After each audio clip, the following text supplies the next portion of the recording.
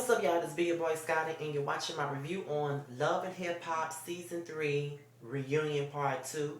I can't express the fact that I am so happy that this motherfucking Season 3 of Love and Hip Hop New York is finally over. I cannot say that enough. I'm glad that it's over. It's time for Love and Hip Hop Atlanta. I'm ready to get it in with that. Before I get into this short review, because it's going to be very short, I want to send a shout out to one of my Twitter followers by the name of Samantha Michelle. She's been a long time subscriber of mine, a long time supporter of mine. She has a blog of her own. She talks about mostly love and hip hop news. I don't know the link by heart, but once I finish the video, I will post the link at the bottom of the video so you can go to it and support her and do what it do.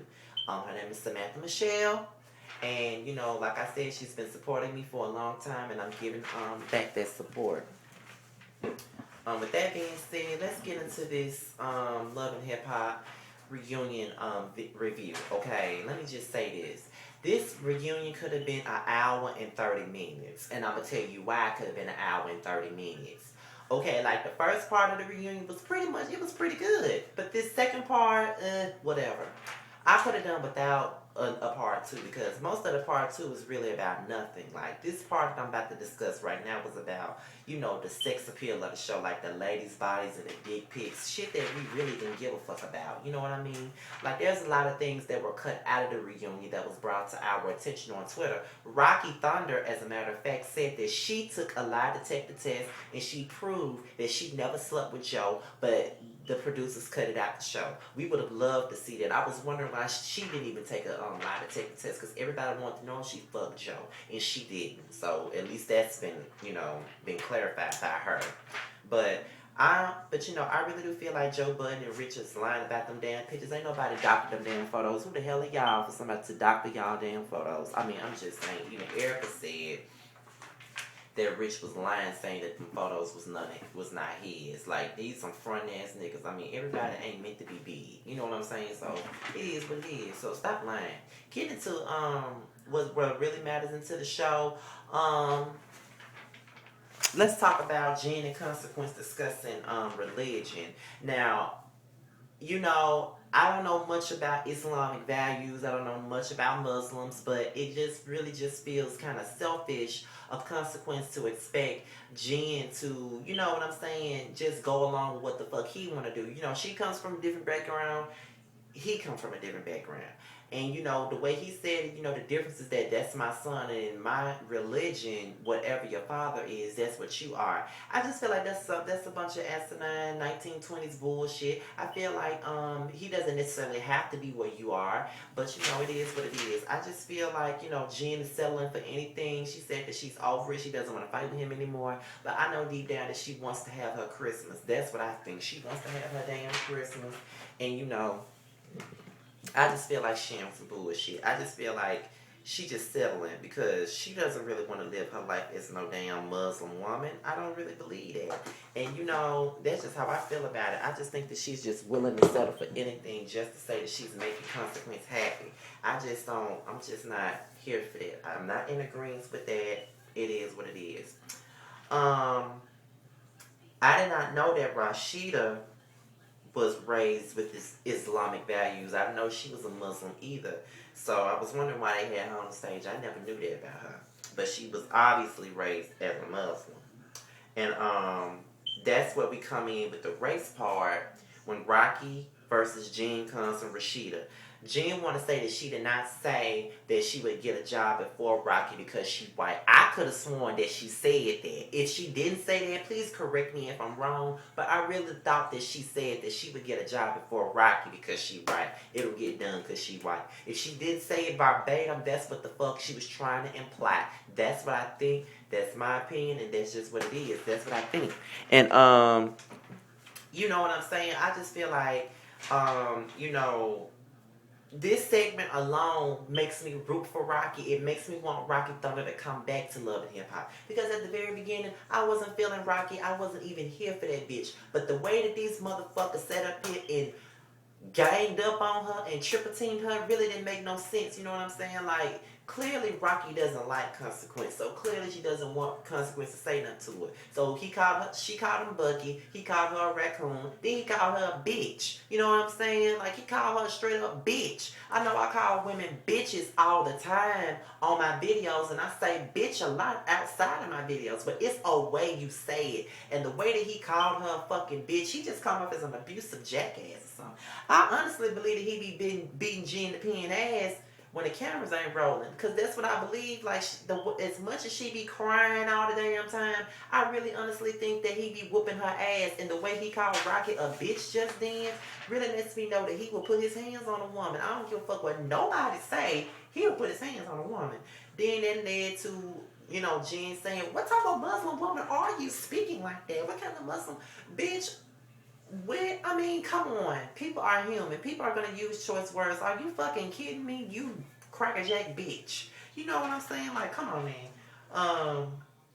That's when Rashida decided to jump into it. Now, this is what I'm saying. Wendy Thomas really wants some camera time because she didn't get much of that when she was on the show all season. And she's waiting for the reunion to get all the camera time she want to get. What the fuck did she have to do with what the fuck Rocky and them was talking about? That's why Rocky got up and was ready for that bitch. I don't give a fuck what nobody say. Y'all can say whatever it is y'all want to say. Wendy Thomas might have beat Rocky ass, but I don't give a damn. I honestly think that Rocky was ready for Rashida. She probably was tired of Rashida running her mouth. Because really, honestly, Rashida had no reason to dislike Rocky. She only disliked Rocky because of Tahiri. That's how I feel. And she full of shit for that. She was doing anything, you know, kicking off her shoes. Who take off their shoes these days? Bitches, I know fighting they motherfucking stilettos. She did it because she knew the security guards was coming. Weak bitch.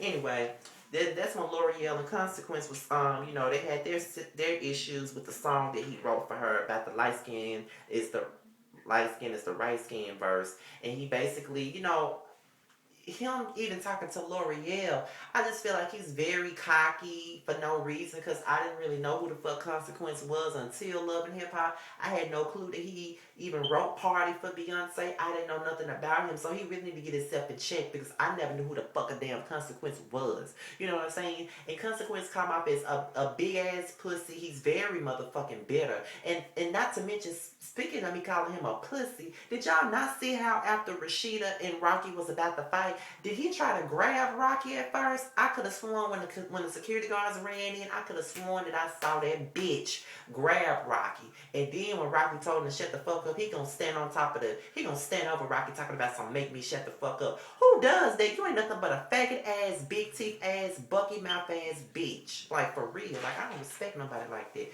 You a punk ass bitch running up on somebody like that. For real. I believe if they was in the streets, he would have tried to fucking fight Rocky. For real. Like, he trying to intimidate a motherfucking woman. Come on now. Erica, Tiffany, and Rich, they talked about their situation. They complicated love triangle. And basically, you know, Erica was coming on to Tiffany. Tiffany told Rich about it. Rich said that she could do whatever the fuck she wants to. Tiffany was going back reporting everything that, you know, Erica was doing with her. And that's just what it was. But Erica felt like she was being deceived. But honestly, bitch, you were the one that was being deceitful. You know what I'm saying? You the one who was hitting on this bitch knowing that she was fucking rich, you know what I'm saying? And to be quite honest, it's hilarious as this whole situation is. Bitch, you brought that on yourself. You know what I'm saying? Rich wanted to know if you was cheating on him, and you was cheating on him with another bitch. Own up to that, bitch. That's all I'm saying. Just own up to your shit. You know, stop saying that you were being deceived. You was the one being deceitful. If you was never being deceitful, this never would have happened to your dumb ass. And that's just what it is. That's why you in the position that you're in now, because you was being a deceitful bitch.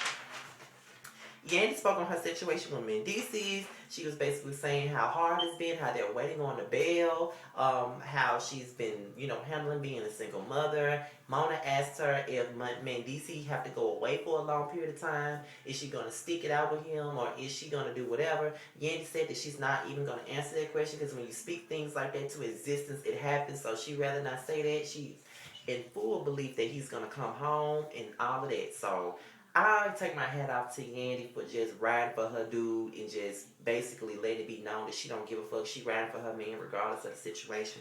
So, you know, I respect a bitch like that. So the last thing I'm going to talk about, because I'm not even going to get into the final thoughts. Who cares about what the fuck they got going on? Joe and Consequence. Clearly during a commercial break, Joe and Consequence had an altercation backstage where Consequence was being a pussy and ran up on Joe while his back was turned. Now, as far as I know, Joe and Consequence had no scenes at all on this season of Love and Hip Hop. I have never seen them share a scene together, so I really didn't understand why the fuck, you know what I'm saying, were they even having an issue. According to Joe Budden, Jen the Pen, and Consequence was running their mouth doing radio interviews, running their mouth about him and Rocky. And because I actually heard Consequence say shit about Rocky on the Breakfast Club. He talked about her like a dog. And you know what I'm saying?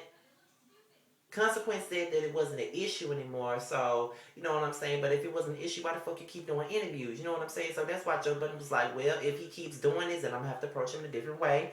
And Consequence took that as a threat, so he took his opportunity, which was, while Joe Budden was walking away, to snuff him behind his back. That's why he got snuffed in his face by Tahiri, by another bitch. And he really believed that he did something. That was the most faggot pussy shit I have ever seen in my motherfucking life. Consequence ain't nothing but a bitch. Not to mention that after the reunion was filmed, you know what I'm saying, Joe Budden did get him back, but then after Joe Budden got him back after the reunion was filmed, Consequence went on the radio talking about Joe Budden was gay. Like, who does that but a fucking queen? Consequence is not a real dude. He is a fucking pussy. And to think that I used to like Consequence when he wasn't around Jen, but I don't like the fact that he got some buck ass teeth. I don't like the fact that he looked like a damn woodchuck. I don't like the fact that he cocky. I don't like the fact that he a bitch. I don't like the fact that he a pussy. I don't like the fact that he an undercover queen. I don't like nothing about Consequence. So with that being said, fuck Consequence. You know what I'm saying? Like, he ain't no real dude. Some real dudes would have handled that shit like a real dude.